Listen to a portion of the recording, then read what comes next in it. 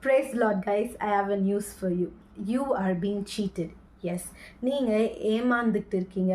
யாரால், எதுனால அப்படின்னு பார்த்தீங்கன்னா, because of your heart. Okay, உங்களோட இருதயத்தினால நீங்கள் ஏமாந்துக்கிட்டு இருக்கீங்க.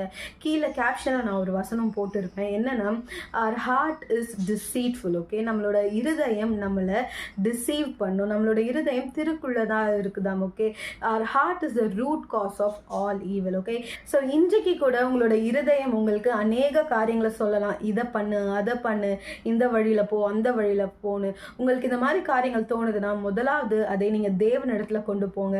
தேவன் என்ன சொல்கிறாருன்னு கேளுங்க. பிகாஸ் வென் யூ திங்க் எனக்கு இப்படி தோணுது, நான் இதை செய்யலான்னு இருக்கேன் அப்படின்னாலே அங்கே வந்து ஃபஸ்ட்டு நீங்கள் ஒரு ஃபுல் ஸ்டாப்பை வச்சுட்டு உடனே அதை செய்யாதீங்க. ஒரு ஃபுல் ஸ்டாப் வச்சுட்டு take it to the Lord. ஆண்டவர்கிட்ட கேளுங்க, இந்த மாதிரி எனக்கு இருதயத்தில் தோணுது தேவனே, இதை நான் செய்யலாமா கூடாதுன்னா அவர் செய்ய சொன்னார்னா செய்யுங்க, இல்லைன்னா செய்யாதீங்க. Always remember not to get cheated by your own self.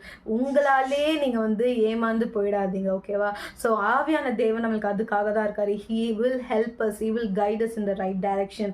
To not get cheated and surrender yourself to the Holy Spirit. He will guide you and he will help you to make the right decisions. Okay, amen. God bless you.